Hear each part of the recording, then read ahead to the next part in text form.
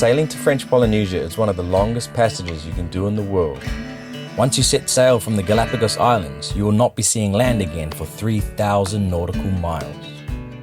You will find yourself in the most remote place on the planet and have weeks to contemplate life and how small and insignificant we really are compared to the vast expanse of the biggest ocean in the world. You got more time to think about anything, all the issues in your life while you're out here. I mean, it really puts things into perspective, what's important and what you value, you know? Yeah, it's been really special. The months and months of preparation, both mentally and physically, to do this trip will suddenly have all become worth it as you realize you're on your way to achieving something not many people are brave enough to ever attempt. And after being at sea for so long, with your vessel being your entire world for the last few weeks, you will suddenly be hit with the magnificent sight of the volcanic mountains of the Marquesas Islands slowly but surely start to tower over you as you cruise into what feels like another universe. This will be one of the most profound moments of your entire life. I've thought about this exact moment for years. My hands are like shaking, like it's just insane. It brought tears to my eyes. The feeling is real now. This is the reason why we want to sail. You get a passage that's like so long, but this makes everything worth it. I had tears rolling down my cheeks.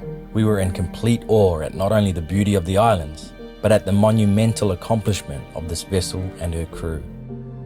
This, my friends, is an emotion too difficult to put into words.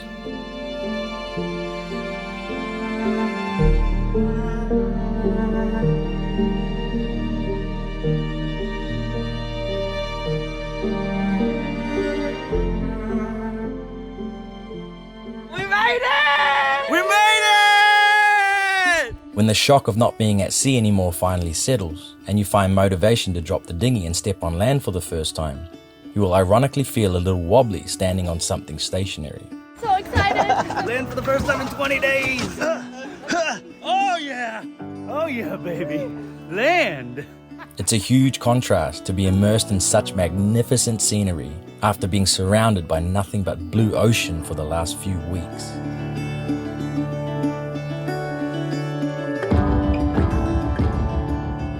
Two ports of entry into the Marquesas Islands are Nukuhiva and Ivaoa, and after clearing in, you're free to sail around French Polynesia for 3 months, unless you get the long stay visa.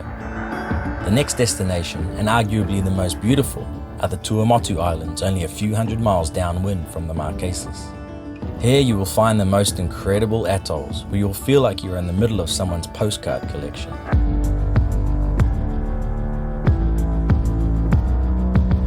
They often have a challenging pass to navigate into the lagoon, but once inside, you're treated to some of the prettiest islands you've seen in your life, along with some of the friendliest people you'll ever meet.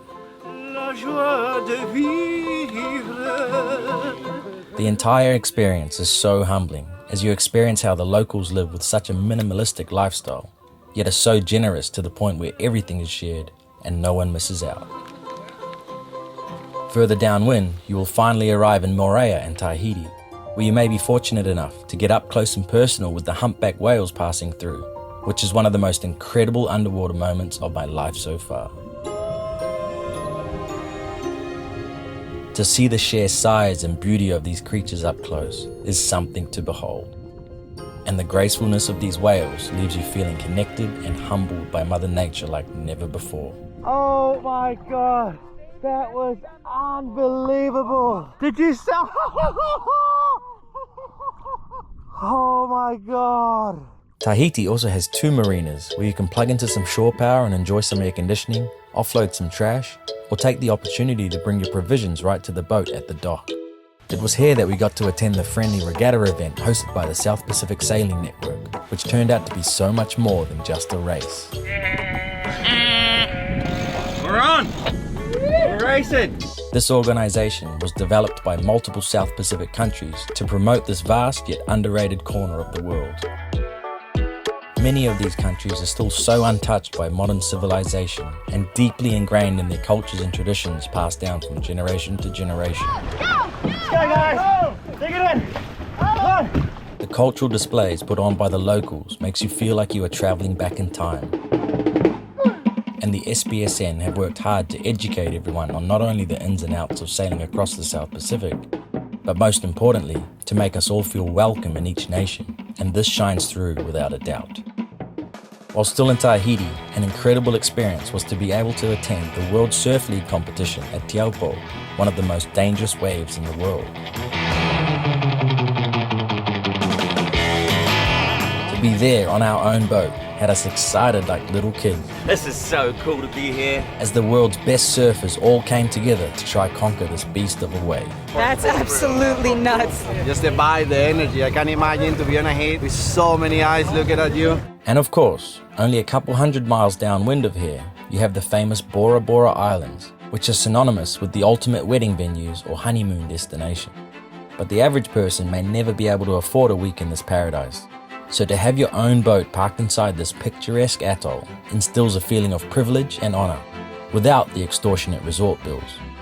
All in all, French Polynesia is one of the absolute highlights of any South Pacific crossing, and the more time you can spend there, the better.